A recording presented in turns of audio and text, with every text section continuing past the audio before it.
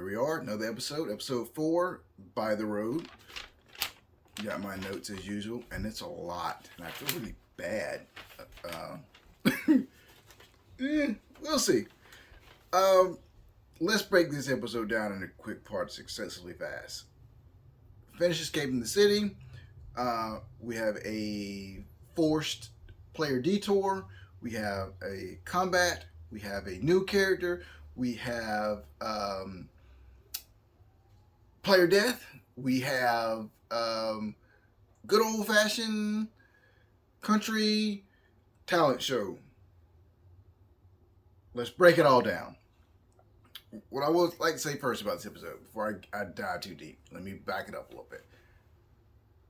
As a D&D fan, the first 2.5 to 3 hours and 11 minutes worth of this, you could just skip. Yep. Like I said in the previous episode, I think it was the second episode, maybe. You could literally skip the first half of this because it's you won't be able to keep track of what's going on because it makes no sense. The players, for the most part, are enjoying themselves, and that's what counts. This is just my little opinion. You can skip the first half of this. Yes, there will be a new character. It doesn't make any difference because we went right back to the first 2 episode style of playing where you were like, I don't know where this is going. We jumped right back into that. We had a high note on episode 3. I enjoyed it. Beginning to end, there was only 2 things I could point out, and those were just nitpicky things to my brain. I found other stuff, but there's only 2 things that sort of just, I was like, that kind of just hit me. But this episode, the end of that was Dungeons and Dragons. The end of that was good quality roleplay. The first 2.5 to 3 hours and 11 minutes worth of this, you could have just skipped. I'm gonna break it down. I'm gonna be quick about this, I hope. So, we know we ended last episode leaving the city. Matt's character holds up the circlet. Haha, we tricked you. There's 26 people out there, which includes the charmed boss. Nobody gave chase. Did we start this episode out with a chase? Nope.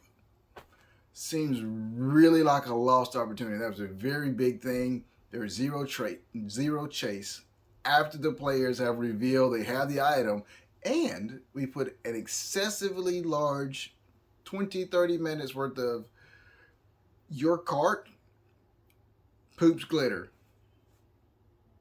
We made it a big deal to the point that one of the characters takes their cape and they cover the back of it when they're like, oh, there's glitter constantly going out of here.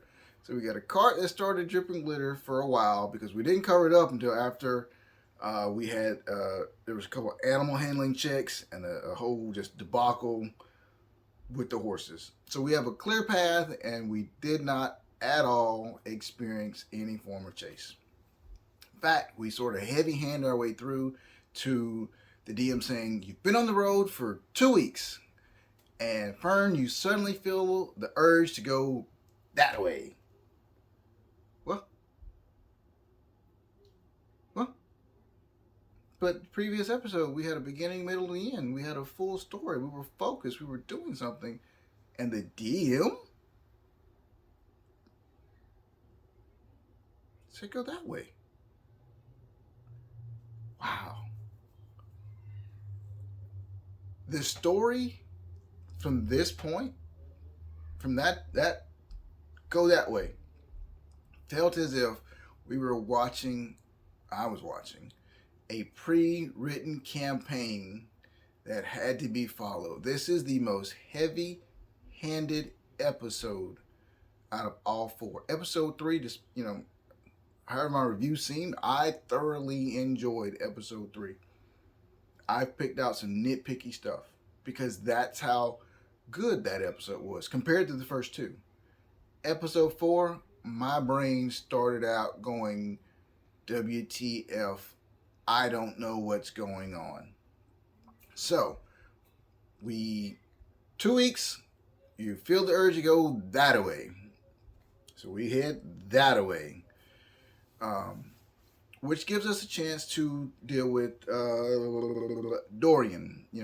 We start to get a little more insight on Dorian, who I don't know what his backstory is.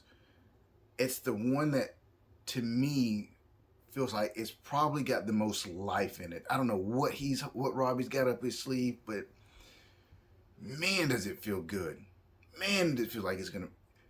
I'm gonna be really sad if it's just something like basic. But anyway, we start to get a little play, a little into his. He's like, well, I got some backstory, but we don't get to find out anything, which I'm loving the play on that. We finally make it to our forced destination, which turns out to be a little glaive, and this glaive has a very Feywild feel to it. In fact, Fern, she starts to become more Fey in appearance. Her eyes become more goat-like, and all these sorts of things. The blossoms on her shoulders and whatnot bloom even more vibrant, the world around them. And we see an arch. And this is where things get weird. I don't know if we're watching like an alternate universe sort of Dungeons and Dragons, but at the same time I don't want to call it Dungeons and Dragons. It gets weird. Anyway, Fern goes to the arch. She touches the, goes to put her hand through. Oh, my grandma might be there. She touches the arch. Another hand comes out, touches hers, comes on through. Apologies. It's evil Fern? They're wearing the circlet?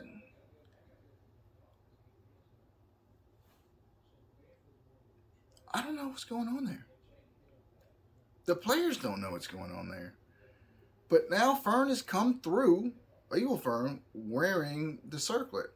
Well, Dariax reaches in. Oh, still wants to have the circlet. Puts it back in the bag. We don't mention that he touched the circlet yet again. Nothing's happened yet again. Not sure what's going on there. Why are we? You started your adventure about this thing, and yet nothing's happened.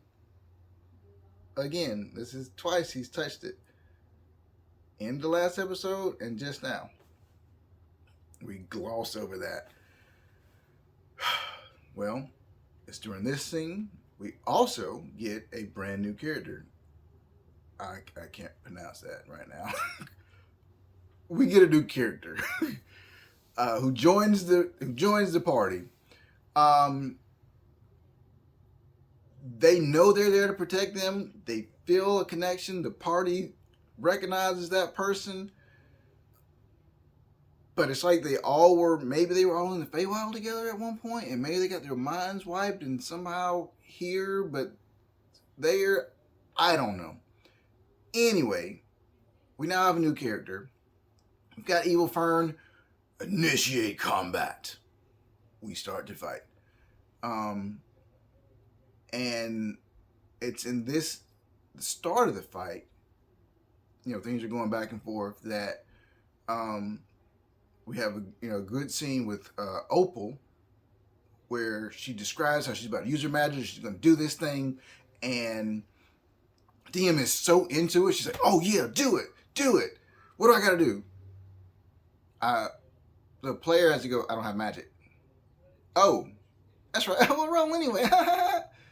That's a major thing. You went out of your way for unnecessary reasons to take your player's magic away. This is a level 2 character.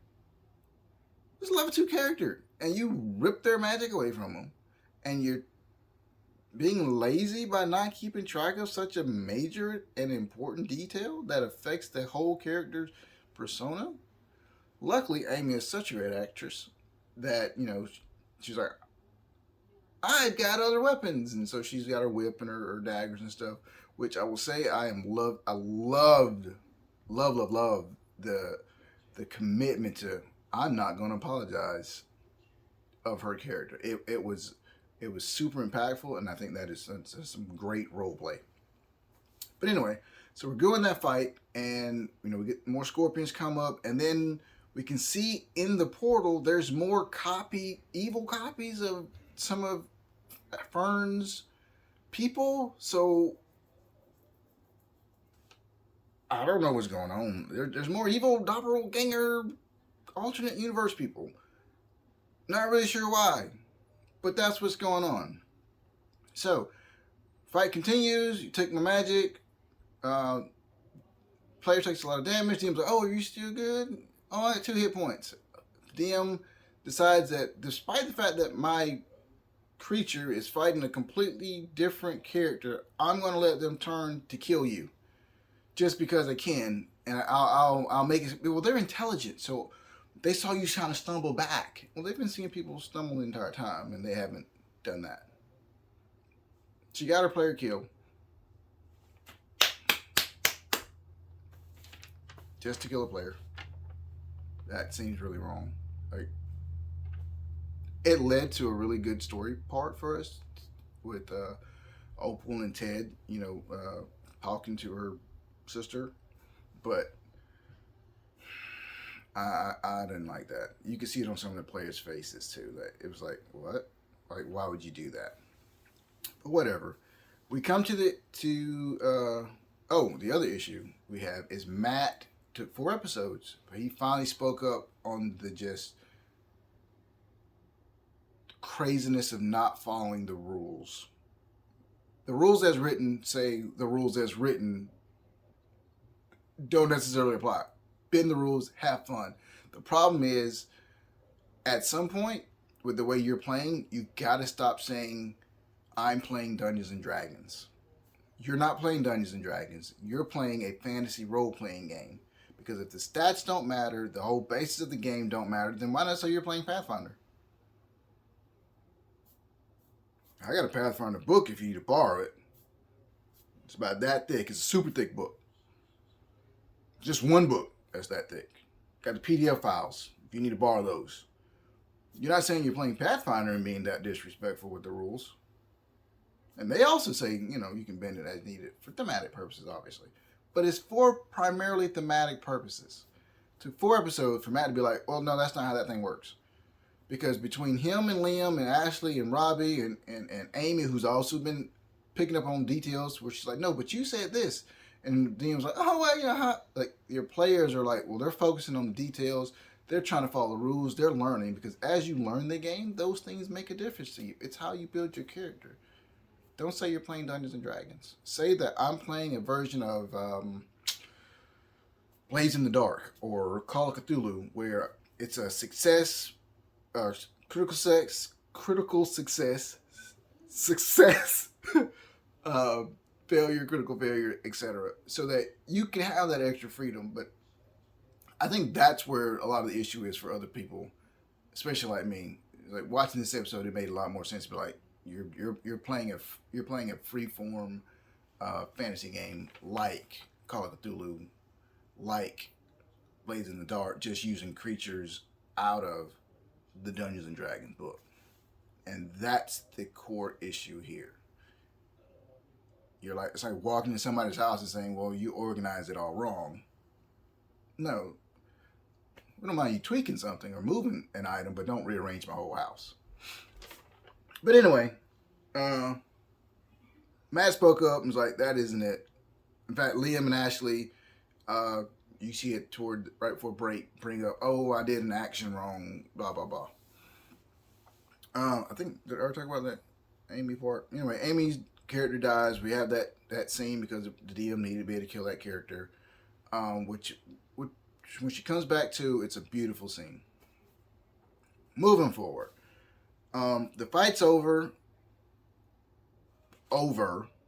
and another person pops up, an elf who kills off the rest of the creatures there.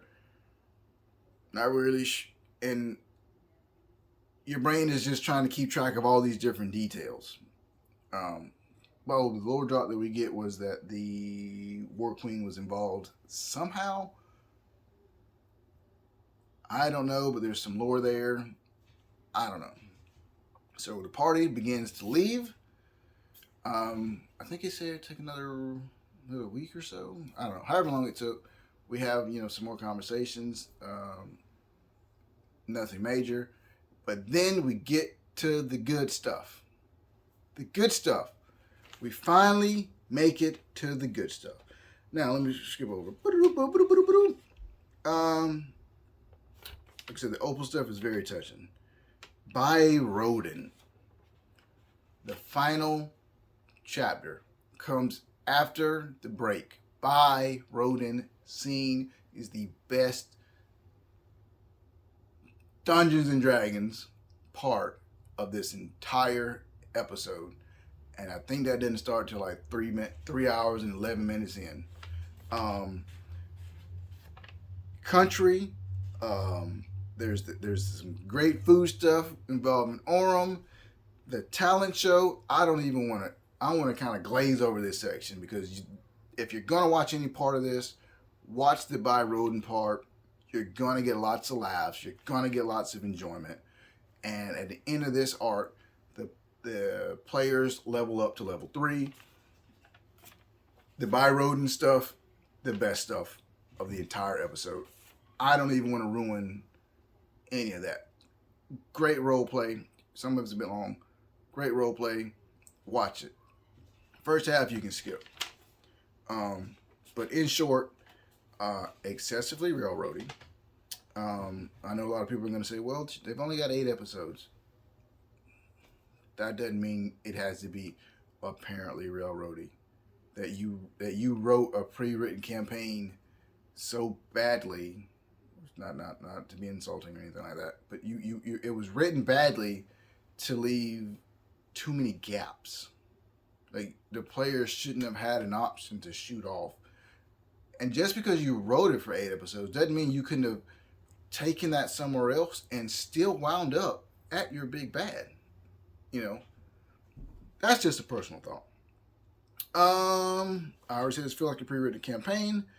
The plot holes I've already talked about.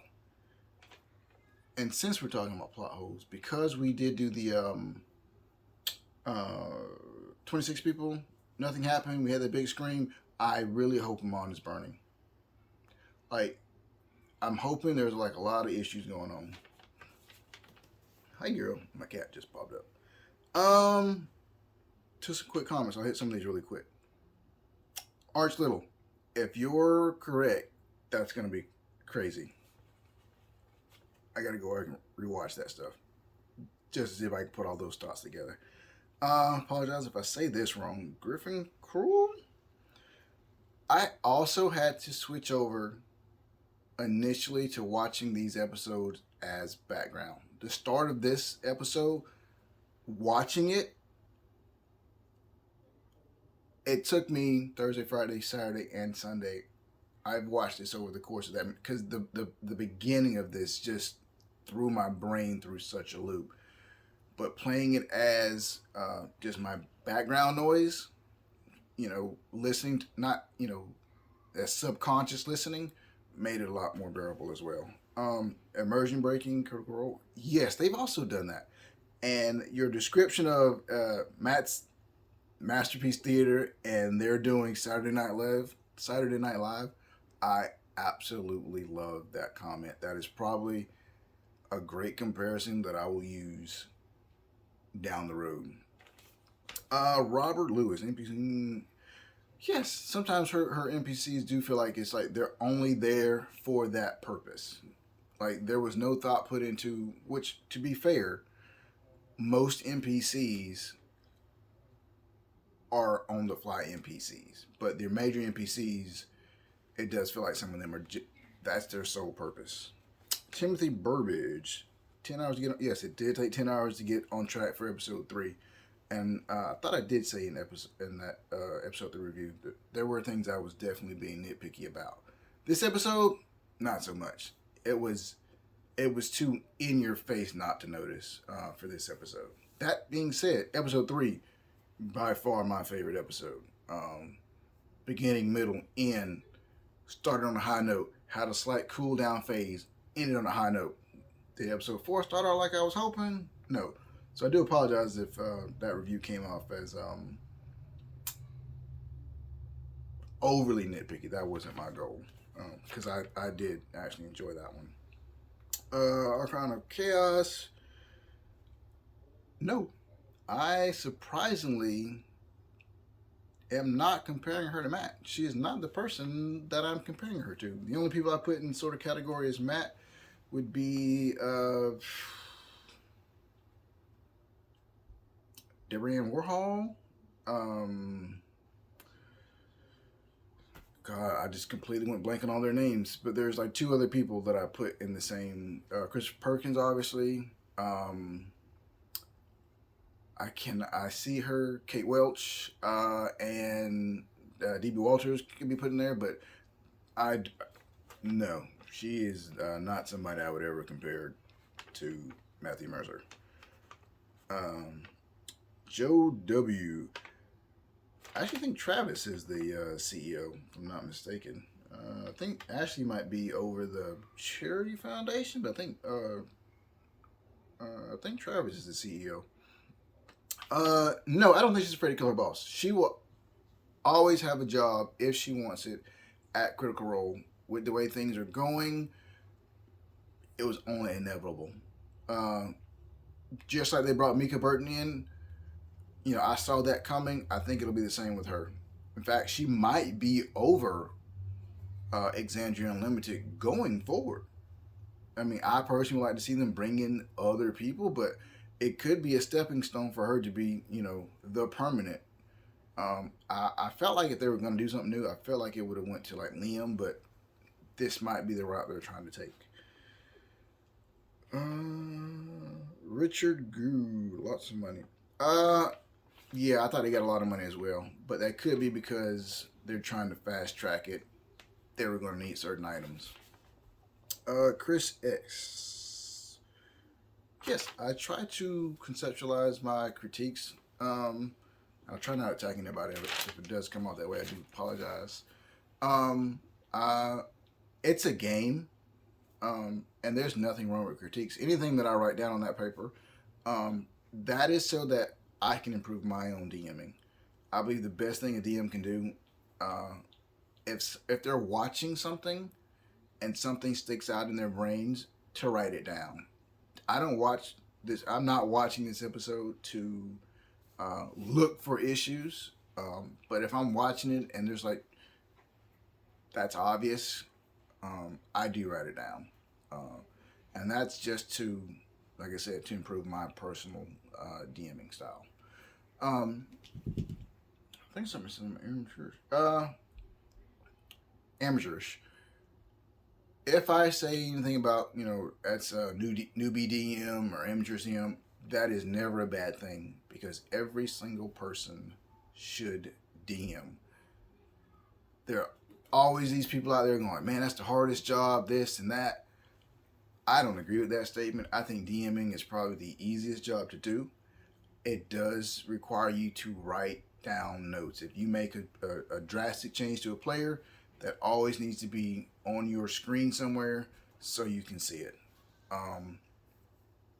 Every single person, hello kitty, every single person should DM. This episode went back to not being my favorite, but I don't know. And I honestly don't know where the story's going from here. I know they made it to by-roden. I don't know what they're going to do when they leave here. I don't know if we're going to see another forced changed or not, but I don't know. It is what it is. Let me know your thoughts. Man, I was really hoping this was going to be another high note episode, but it happens. The players are having a good time. That's what matters, but those are just the things that really just... That was some rough railroading for the first half of that. Like, really rough for me. But it is what it is. Let me know your thoughts in the comments.